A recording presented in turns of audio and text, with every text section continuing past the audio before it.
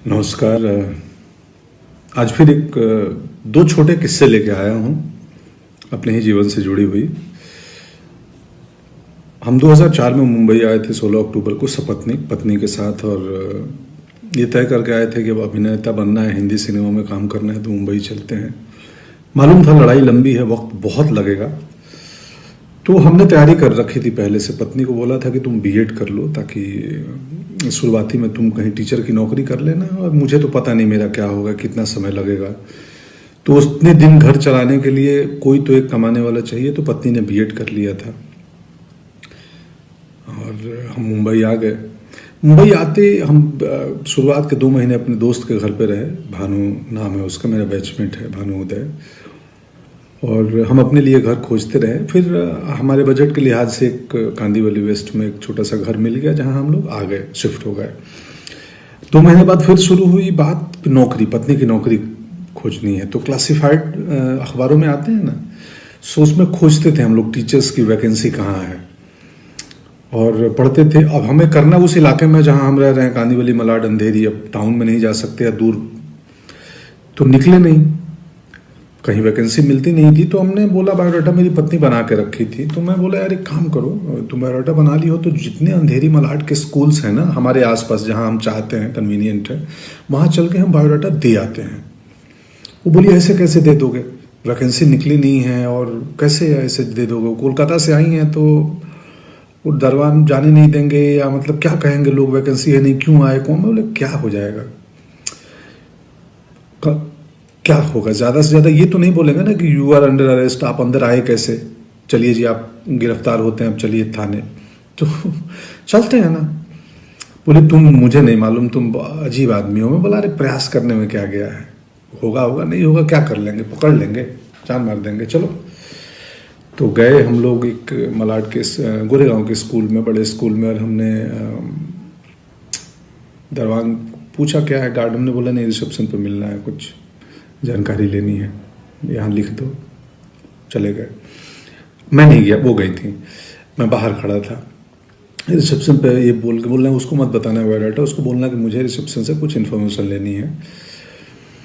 अंदर गई और उन्होंने बोला भाई एक बायोडाटा है, मैं टीचर की नौकरी खोज रही हूँ। तो रिसेप्शन पे जो महिला बैठी थी उन्होंने बोला हमारे पास वैकेंसी तो है नहीं, बट ठीक है आप आई हो तो दे दो, हम एडमिन तक पहुँचा देंगे, अगर उनकी ज़रूरत हुई तो आपको बुलाएंगे। कट्टू सिनेमा वालों की भाषा है, कट्टू मतलब। इसके बाद मैं एक दूसरी कहानी पे आता हूँ। बायोडाटा दे दिया, उस महिला ने बोला कि एडमिन तक खबर दे दूंगी, ज़रूरत पड़ी कभी लगी तो बुला देंगे। आ गई, बोले चलो ठीक है, बस हमने अपना काम कर लिया। दूसरी कहानी मेरी क्या चल रही थी, मैं उस समय हार्ड कॉपी तस्वीरों का वक्त था, तब मेल नहीं आए थे कि हम मेल कर दें तस्वीरें, या ऑडिशन बाद का चीज़ है, पहले आपकी तस्वीर पसंद आनी चाहिए तब ऑडिशन के लिए बुलाते थे, और तब कास्टिंग डायरेक्टर्स भी नहीं आए थे। अभी जो बहुत सारी कंपनियां हैं, बहुत सारे लोग हैं, करते हैं और अच्छा काम कर रहे हैं। तो हम जाके, उस वक्त कास्टिंग डायरेक्टर नहीं होते थे, तो डायरेक्टर का कोई एसोसिएट डायरेक्टर या असिस्टेंट या प्रोडक्शन के लोग भी कास्टिंग कर लेते थे। और तब कास्टिंग मतलब बहुत छोटे छोटे रोल्स में नए एक्टर को लिया जाता था, और जो भी एक सेट पैटर्न था, ये हीरो, ये हीरोइन, ये विलेन, वकील, इंस्पेक्टर भी सेट थे। तो 2004-5 की बात है ये। तो मैं जाता था दफ्तर में, दरवान रोक दे कहीं बड़ी कंपनी, किसी फिल्म ऑफिस में गया, तो मैं बोलता था कि यार मेरे को, बोला किसने बुलाया है, मैं बुलाया नहीं, मेरे को ईश्वर जी भेजे हैं कि वो राहुल, रवि, जो भी नाम है उस एसोसिएट की, उनसे मिलना है, ईश्वर जी भेजे हैं। बोला अच्छा। वो फ़ोन करे कि भाई कोई आए हैं, पंकज नाम है, ईश्वर जी भेजे हैं।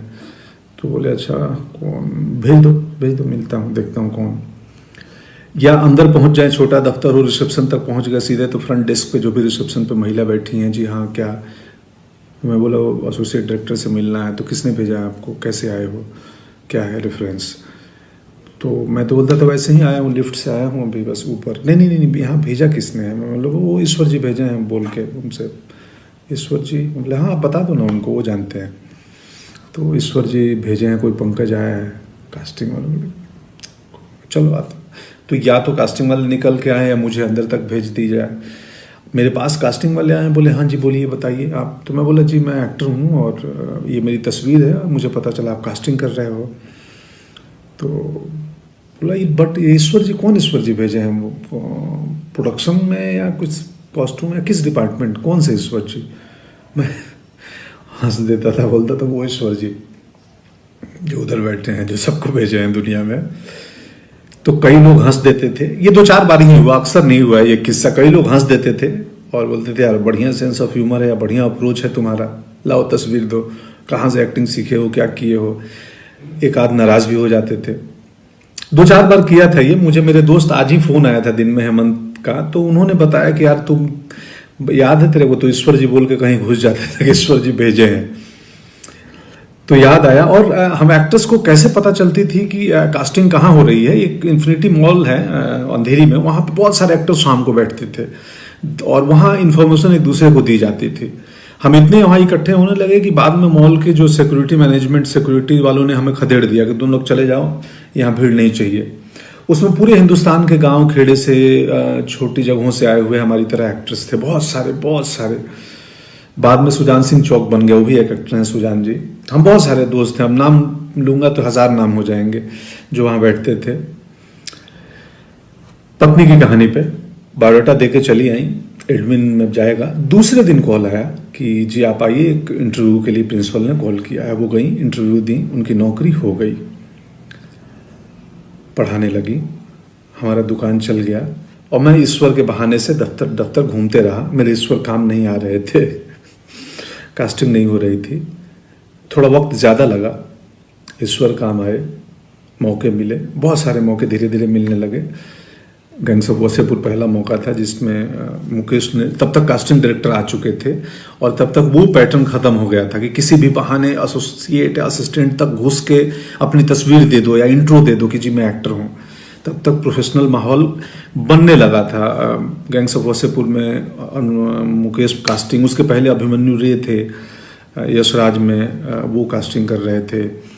तो कास्टिंग डायरेक्टर्स का चलन हो गया था। हनी भाई आ गए थे, जोगी भाई आ गए थे, ये सब कास्टिंग डायरेक्टर्स हैं। बाद में अभिषेक की कंपनी आई। सो बहुत सारी अभी कंपनियां हैं कास्टिंग की काम करती हैं बॉम्बे में।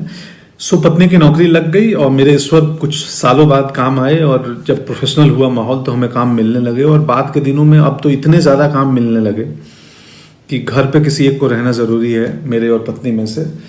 तो पत्नी को स्कूल की नौकरी कुछ साल पहले छोड़नी पड़ी और अब वो घर चलाती हैं, मुझे मैनेज करती हैं, हमारे बाकी बिजनेस को मैनेज करती हैं। ये है किस्सा। कुल जमा बात इतनी है कि प्रयास नहीं छोड़ना चाहिए। हम किसान परिवार से आए हैं। किसान एक बीज डालता है ज़मीन में और डालने के बाद उसको मिट्टी से ढक देता है। उसको मालूम है कि इसमें वक्त लगेगा। मेरा काम है फेवरेबल कंडीशन देना, इसको वक्त पे पानी देना, वक्त पे धूप देना, खाद देना, आसपास घास आ गए, कचरा आ गया, सफाई करना। ये एक दिन पौधा बनेगा और फिर फैलाएंगे। इसमें धीरज बहुत बड़ी चीज़ होती है। आप जिंदगी में जो काम करना चाहते हो, कोई भी काम छोटा नहीं है, कुछ भी, मतलब आप किसानी में भी कमाल कर सकते हैं, आप कहीं पे भी कर सकते हैं। खैर, शुक्रिया, आज का किस्सा इतना ही। Thank you so much. Corona से डरना नहीं है, लड़ना है। लॉकडाउन को गंभीरता से पालन करें और बाकी उपाय हमें मालूम ही है। हाइजीनिक मेंटेन करें, एक फिजिकल डिस्टेंसिंग मेंटेन करें अगर ज़रूरत हो, एसेंशियल चीज़ों के लिए बाहर निकलना पड़ रहा है तो। और बस यही है। शुक्रिया। आप सबको बहुत सारा प्रेम और स्नेह और पूरी दुनिया खुशहाल रहे, ऐसी कामना है प्रभु से। जय हिंद।